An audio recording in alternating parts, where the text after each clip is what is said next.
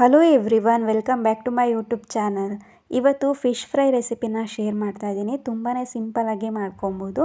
ಹಾಗೆಯೇ ಇದಕ್ಕೆ ಕಡಿಮೆ ಮಸಾಲ ಸಾಕು, ಜಾಸ್ತಿ ಏನೂ ಬೇಕಾಗಿಲ್ಲ.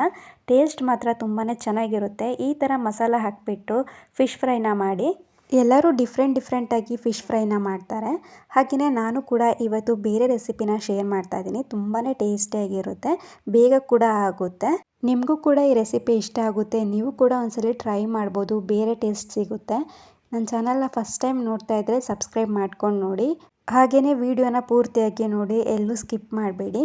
ನೀವೇ ನೋಡಿ ಎಷ್ಟು ಚೆನ್ನಾಗಿ ಕಾಣಿಸ್ತಿದೆ ಅಂತ. ಅದ್ರ ಮೇಲೆ ಸ್ವಲ್ಪ ಲೆಮನ್ನ ಹಾಕ್ಕೊಂಬಿಟ್ಟು, ಅದಾದಮೇಲೆ ಸ್ವಲ್ಪ ಈರುಳ್ಳಿ ಪೀಸ್ನ ತೊಗೊಂಬಿಟ್ಟು ಇದ್ರ ಜೊತೆಗೆ ತಿಂತಾಯಿದ್ರೆ ತುಂಬಾ ಚೆನ್ನಾಗಿರುತ್ತೆ. ನಾವೇನಾದರೂ ವೆಜಿಟೇಬಲ್ ಸಾಂಬಾರು ಮಾಡಿದಾಗ ಜೊತೆಗೆ ಇದನ್ನು ಕೂಡ ಮಾಡಿಕೊಂಡ್ರೆ ಟೇಸ್ಟ್ ಕೂಡ ಚೆನ್ನಾಗಿರುತ್ತೆ. ಜೊತೆಗೆ ಊಟನೂ ಕೂಡ ಚೆನ್ನಾಗಿ ಮಾಡ್ಬೋದು. ಯಾರಿಗೆಲ್ಲ ಫಿಶ್ ಇಷ್ಟನೋ ಈ ರೆಸಿಪಿನ ಟ್ರೈ ಮಾಡಿ. ಇದನ್ನು ಮಾಡ್ಕೊಳ್ಳೋದಕ್ಕೆ ಮೊದಲಿಗೆ ಒಂದು ಮಿಕ್ಸರ್ ಜಾರಿಗೆ ಸ್ವಲ್ಪ ಕೊತ್ತಂಬರಿ ಸೊಪ್ಪು, ಹಾಗೆಯೇ 2 ಹಸಿಮೆಣಸಿನ್ಕಾಯಿನ ಹಾಕ್ಕೊಳ್ತಾ ಇದ್ದೀನಿ. ಹಾಗೆಯೇ ಸ್ವಲ್ಪ ಶುಂಠಿ ಬೆಳ್ಳುಳ್ಳಿ ಪೇಸ್ಟ್. ಬೇಕಿದ್ದರೆ ನೀವು ಶುಂಠಿ ಮತ್ತು ಬೆಳ್ಳುಳ್ಳಿ ಡೈರೆಕ್ಟಾಗಿ ಹಾಕ್ಕೊಬೋದು. ನಾನು ಶುಂಠಿ ಬೆಳ್ಳುಳ್ಳಿ ಪೇಸ್ಟ್ನ ಹಾಕ್ಕೊಂಬಿಟ್ಟು ತರಿಯಾಗಿ ರುಬ್ಕೊಬೇಕು. ಜಾಸ್ತಿ ಪೇಸ್ಟ್ ಮಾಡ್ಕೊಬಾರ್ದು. ನಾನು ತೋರಿಸಿದ್ದೀನಲ್ವ, ಆ ಥರ ತರಿಯಾಗಿ ರುಬ್ಕೊಬೇಕು. ಜಾಸ್ತಿ ಪೇಸ್ಟ್ ಮಾಡ್ಕೊಳ್ಳೋದಕ್ಕೆ ಹೋಗಬಾರ್ದು, ನೀರು ಹಾಕಬಾರ್ದು. ಹಾಗೆಯೇ ಗ್ರೈಂಡ್ ಮಾಡ್ಕೊಂಬಿಟ್ಟು ತರಿಯಾಗಿ ರುಬ್ಕೊಂಡು ಸೈಡಲ್ಲಿ ಇಟ್ಕೊಂಡು, ಇವಾಗ ಫಿಶನ್ನೆಲ್ಲ ಒಂದು ಪ್ಲೇಟಿಗೆ ಇಟ್ಕೊಂಡಿದ್ದೀನಿ ನೋಡಿ. ಇವಾಗ ನಾವು ತರಿಯಾಗಿ ರುಬ್ಕೊಂಡಿದ್ವಲ್ಲ, ಆ ಮಸಾಲಾನ ಮೊದಲಿಗೆ ಇಲ್ಲಿ ಹಚ್ಕೊಬೇಕು. ಎಲ್ಲ ಫಿಶ್ಶಿಗೂ ಕೂಡ 2 ಸೈಡನ್ನು ಕೂಡ ಕ್ಲೀನಾಗಿ ಸ್ವಲ್ಪ ಹಚ್ಕೊಬೇಕು ಕೈಯಲ್ಲೇ. ನಿಮಗೆ ಏನಾದರೂ ಖಾರ ಬೇಕಿದ್ದರೆ ಹಸಿಮೆಣಸಿನ್ಕಾಯಿನ ಸ್ವಲ್ಪ ಜಾಸ್ತಿನೂ ಕೂಡ ಹಾಕ್ಕೊಂಡು ಗ್ರೈಂಡ್ ಮಾಡ್ಕೊಬೋದು. ಇವಾಗ ನೋಡಿ 2 ಸೈಡಿಗೂ ಕೂಡ ಮೀನಿಗೆ ಕ್ಲೀನಾಗಿ ಅದನ್ನು ಹಚ್ಕೊಂಡಿದ್ದೀನಿ. ಇವಾಗ ಎಲ್ಲ ಮೀನಿಗೂ ಈ ಥರ ಕ್ಲೀನಾಗಿ ಹಚ್ಕೊಂಬಿಟ್ಟು ಇದನ್ನು ಸ್ವಲ್ಪ ಹೊತ್ತು ಸೈಡಲ್ಲಿ ಇಟ್ಕೊಬೇಕು, ಕ್ಲೋಸ್ ಮಾಡ್ಕೊಂಬಿಟ್ಟು. ಇದನ್ನು ಒಂದು ಅರ್ಧ ಗಂಟೆ ಎತ್ತಿಟ್ಕೊಳ್ತಾ ಇದ್ದೀನಿ. ಇವಾಗ ನಾವು ಮಸಾಲ ಮಾಡ್ಕೊಳ್ಳೋದಕ್ಕೆ ಒಂದು ಬೌಲಿಗೆ 1 ಸ್ಪೂನ್ ಆಗುವಷ್ಟು ಮೈದಾ ಹಿಟ್ಟು, 1 ಸ್ಪೂನ್ ಆಗುವಷ್ಟು ಕಾರ್ನ್ಫ್ಲೋರ್, ಹಾಗೆ ಅರ್ಧ ಸ್ಪೂನ್ ಆಗುವಷ್ಟು ಕಡಲೆ ಹಿಟ್ಟು, ಹಾಗೆ ಅರ್ಧ ಸ್ಪೂನ್ ಆಗುವಷ್ಟು ರವೆನ ಹಾಕ್ಕೊಂಡಿದ್ದೀನಿ. ಆಮೇಲೆ ರುಚಿಗೆ ಬೇಕಾದಷ್ಟು ಉಪ್ಪು, ಅರಿಶಿನ ಪುಡಿ ಒಂದು ಸ್ವಲ್ಪ.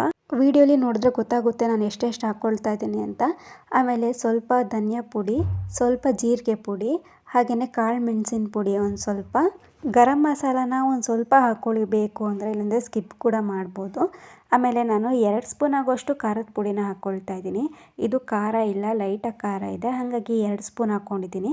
ಹಸಿಮೆಣಸಿನ್ಕಾಯಿ ಕೂಡ ಹಾಕ್ಕೊಂಡಿದ್ನಲ್ವ, ಅದಕ್ಕೆ 2 ಸ್ಪೂನ್ ಖಾರದ ಪುಡಿನ ಹಾಕ್ಕೊಂಬಿಟ್ಟು ಒಂದು ಅರ್ಧ ಸ್ಪೂನ್ ಆಗುವಷ್ಟು ಬಿಳಿ ಎಳ್ಳು, ಹಾಗೆಯೇ ಒಂದು ಅರ್ಧ ಸ್ಪೂನ್ ಆಗುವಷ್ಟು ಚಿಲ್ಲಿ ಫ್ಲೇಕ್ಸ್ನ ಹಾಕ್ಕೊಂಡಿದ್ದೀನಿ.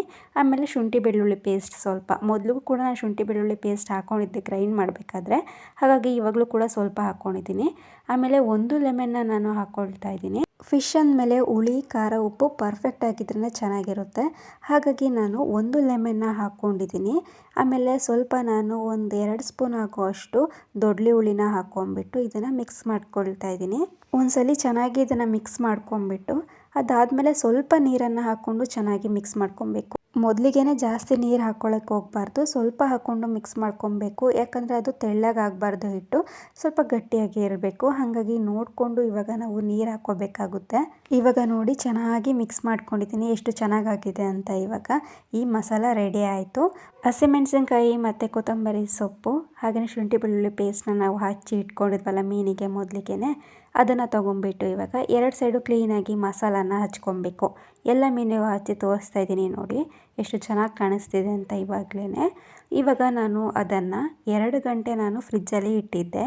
ಒಂದು ಅರ್ಧ ಗಂಟೆ ಸಾಕು, ಬಟ್ ಚೆನ್ನಾಗಿ ಖಾರ ಹಿಡಿದ್ರೆ ಇನ್ನೂ ಚೆನ್ನಾಗಿರುತ್ತೆ ಟೇಸ್ಟ್ ಅಂತ 2 ಗಂಟೆ ನಾನು ಎತ್ತಿಟ್ಟಿದ್ದೆ. ಇವಾಗ ಒಂದು ತವದ ಮೇಲೆ ಸ್ವಲ್ಪ ಎಣ್ಣೆನ ಹಾಕ್ಕೊಂಬಿಟ್ಟು ನಾವು ಮ್ಯಾರಿನೇಟ್ ಮಾಡಿ ಇಟ್ಟಿದ್ವಲ್ಲ ಮೀನು, ಅದನ್ನು ನಾನು ಒಂದೊಂದೇ ಇಟ್ಕೊಳ್ತಾ ಇದ್ದೀನಿ ತವದ ಮೇಲೆ. ಅದಾದಮೇಲೆ 4 ಮೀನನ್ನು ಇಟ್ಕೊಂಬಿಟ್ಟು ಮತ್ತೆ ಅದ್ರ ಮೇಲೆ ಸ್ವಲ್ಪ ಎಣ್ಣೆನ ಹಾಕ್ಕೊಳ್ತಾ ಇದ್ದೀನಿ. ಅದಾದಮೇಲೆ 2 ಸೈಡು ಚೆನ್ನಾಗಿ ಕಾಯಿಸ್ಕೊಬೇಕು ಮೀಡಿಯಮ್ ಫ್ಲೇಮಲ್ಲೇ. 2 ಸೈಡು ಚೆನ್ನಾಗಿ ಫ್ರೈ ಮಾಡಿಕೊಂಡ್ರೆ ಫಿಶ್ ಫ್ರೈ ರೆಡಿನೇ ಆಗೋಯ್ತು. ಬೇಕಿದ್ದರೆ ಒಂದು ಬಾಣಲೆಗೆ ಸ್ವಲ್ಪ ಜಾಸ್ತಿ ಎಣ್ಣೆ ಹಾಕಿ ಕೂಡ ಡೀಪ್ ಫ್ರೈ ಕೂಡ ಮಾಡ್ಕೊಬೋದು ನೀವು. ಇಲ್ಲಾಂದರೆ ಈ ಥರನೂ ಕೂಡ ಮಾಡ್ಕೊಬೋದು. ತುಂಬಾ ಚೆನ್ನಾಗಿರುತ್ತೆ. ನೀವು ಒಂದ್ಸಲ ಟ್ರೈ ಮಾಡಿ ಈ ಥರ. ನಿಮಗೂ ಕೂಡ ಈ ವಿಡಿಯೋ ಇಷ್ಟ ಆಗಿದೆ ಅಂತ ಅಂದ್ಕೊಳ್ತೀನಿ. ಇವತ್ತಿನ ವಿಡಿಯೋ ಕೂಡ ಇಷ್ಟೇ. ಇನ್ನು ನೆಕ್ಸ್ಟ್ ವಿಡಿಯೋಲಿ ಸಿಗೋಣ. Thank you for watching.